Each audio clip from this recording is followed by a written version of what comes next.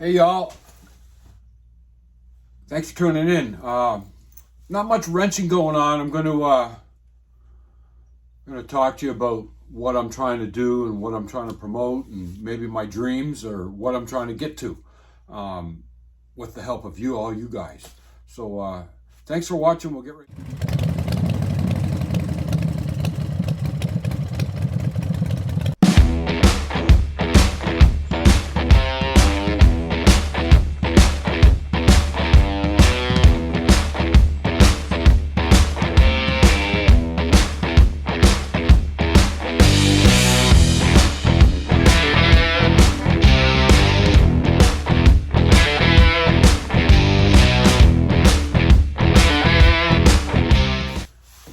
Hey there, right on. So yeah, I'm working on motorcycles. I'm trying to promote you guys that are watching to go on out and work on something, work in your yard, work on whatever, wheelbarrow, lawnmower, motorcycle, Harley, chopper, don't matter, Honda, don't matter. Anyways, so my the reason that I'm doing this, I'm a veteran, and I have a lot of friends that have different levels of health issues. Could be physical, could be internal. So I have a little bit of both. I'm just trying to reach that person that's isolating and sitting in his house and watching that square thing on the wall or on the floor, wherever it might be. And so I'm trying to make an initiative, and it could be called Wrenching for Well-Being. It's very good. Stress reliever, hands-on mechanical, working on stuff, diagnosing and fixing issues is a real boost to your well-being. I don't know about you, but going to bed with a problem on something, it's in the head, and it's the last thing you think about sometimes, and it's the first thing you think about in the morning. How do I fix that issue? When you get that issue fixed, your problem solving equals a huge accomplishment. So it's all good. And when you do have an issue that you're trying to find where the problem is, you reach out to your community. So not only are you talking to other people, you're talking to strangers sometimes. Hopefully it's all positive. And anybody that shouts out negatives for somebody that's looking for advice or help, shame on you. So don't do it. If you got nothing good to say, don't say anything at all. Have we ever heard that before? So I'm just trying to explain what I'm trying to do. And I know that I've got 80 some odd videos up, and it's all about wrenching on stuff, maybe a boat, maybe a pizza oven, I don't know. But here's my first video of actually sitting down, talking, and explaining. Time away from screens is a beautiful thing. When you put down that phone, turn that TV off, turn that computer off, talk to your spouse, do something, go out for supper. It's all good. It's all good. So I guess I got issues with that still. It's not 100%. I left the fuel on last week, and it flooded all the carburetors. I had fuel on the floor. Now it's not running that good. Why is it not running that good? Maybe my plugs are fouled. I don't know. So I want to wire it. I got a bunch of electrical components on the other side that I don't know what they are. They're just a block with wires going into it. Is it a solenoid, or is it a regulator, or is it, I don't know. I'm not a Honda guy. So I'm going to reach out to the community and find out and ask questions. That other one that I built right here, you can just barely see it right there. The ultimate payoff was thinking about that forever, buying the seat, saying, I got to build a bike underneath this seat. I built it with friends, with people in the community that I never knew and are now my friends. Sean, Ralph, Rusty across the street, Joey up the road. These guys are now my friends. They're in my circle now. And I can ask them for help. And they'll give it to me. If they ask me for help, I'll give it to them as well. So the ultimate payoff when I built that was taking a bunch of metal and pieces and parts and putting it all together and riding it. I rode it. I'm still riding it. It's been 2 years. So you created it, and now it's a thing. It's a thing. It's awesome. I'm telling you right now, I could be dead and long gone, and I don't know who's going to end up with that. Hopefully it's my son or my daughter, and they're going to have just as much fun on that as I have. Just remember, motorcycle maintenance can be fulfilling. It can take your mind off things that you might have seen in your career or a long time ago. I guess the thing that I need to tell you also is, if it's not working for you, if you're turning wrenches and it's aggravating you, walk away. Walk away. Send a note to a friend. Tell them you're having a tough time, and they'll give you some support and guidance. If it's not working for you, walk away. Come back the next day, look at it, think about it, shake it, find out what's going on. So, I don't know. This is going to be a short video. Maybe I'll attach something to the end of it. I'm trying some new lighting, and I'm trying a new set kind of deal. I've been watching and trying to make a good video, and they said they want to see your hands when you're talking. And here's my hands, right? This is what put together that. This here. So keep this in mind. Here's part 2 of why I'm doing this.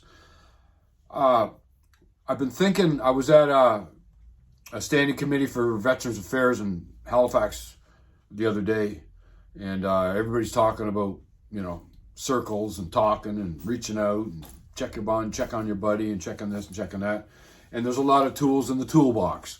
There's a lot of doctors and programmers and civilians that are trying to help veterans, and well, good for them. They might not have firsthand knowledge what has happened in our lives or our careers, but they're trying. But at the left side of the spectrum is us, peer support. I get a message. Where do I go for this? Who can I call to get this help? And I'm trying to help, and I'll do some suggestions. And anyways, so the peer support part of our veteran community is not well funded. It's not funded at all, mostly. I know a guy's got horses. He helps veterans and first responders, no charge.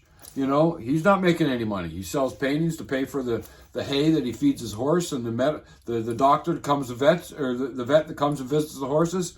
That's all out of his pocket. No funding for peer support.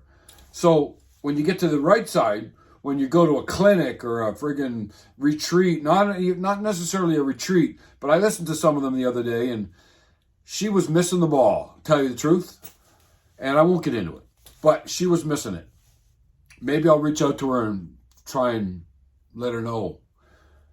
Maybe you all should know. If you think that you have something going on and you send a message to VAC and they ask you to fill out one form to ask for help for mental well-being, your treatment starts immediately. If you need to talk to somebody or see somebody, it starts immediately. They don't wait till you've been assessed or you have a diagnosis. Your help starts immediately. Thank you, VAC. That's what that doctor was missing. She said all the waits list long and you got to get assessed and you got to do this. Bullshit. As soon as you ask VAC for help, and it has to do with up here, they will give you help. They will suggest where to go and what to do. I can tell you it's true. And if you don't believe me, try it out. So let's get back to part two. Part two of why I'm doing this. Wouldn't it be cool? How many of you folks were in high school and they had a shop, auto shop, where you would do auto shop during high school and you would tear apart a 6-cylinder engine or a lawnmower or a Briggs & Stratton?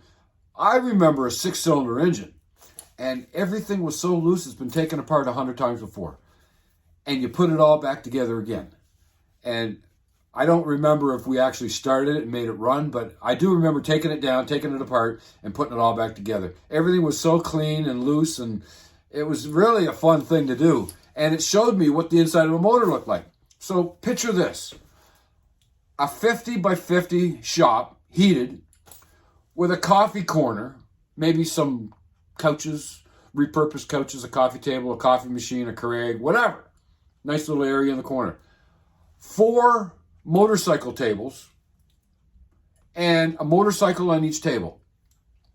A Harley, Sportster, a Street Glide, a Goldwing, and maybe a motocross, Yamaha motocross or something like that, right?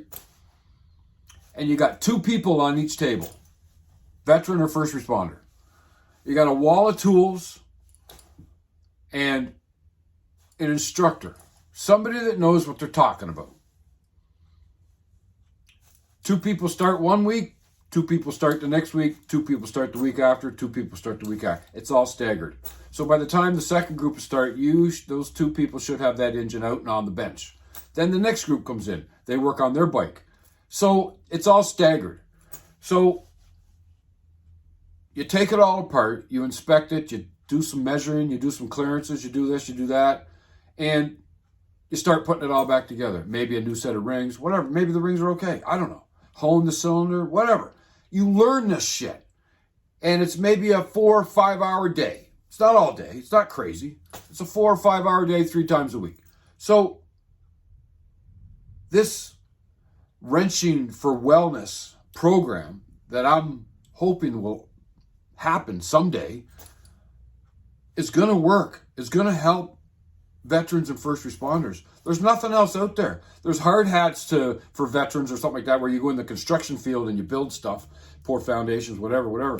But mechanical, hands-on, working on motors and tires and transmissions and motorcycles and changing forks and handlebars and do some wiring. And are you kidding me? This is the best thing ever. And I was reluctant to share my idea with the world. But Peter Stauffer said, well, do it. Maybe it'll take the pressure off you, and somebody with deep pockets will take up that idea and make it happen. Because it's not about me, it's about veterans and first responders. We need to get these guys and girls fixed up.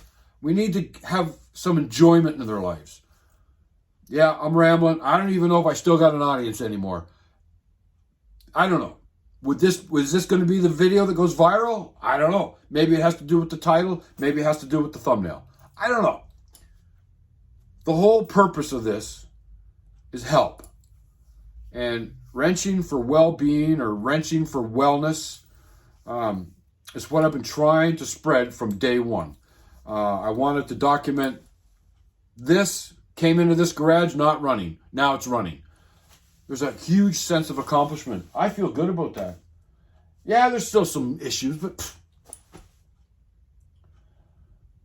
it's very good. It's very good. We got a couple of choppers there, little mini bike choppers and stuff. They're going in the parade on Sunday.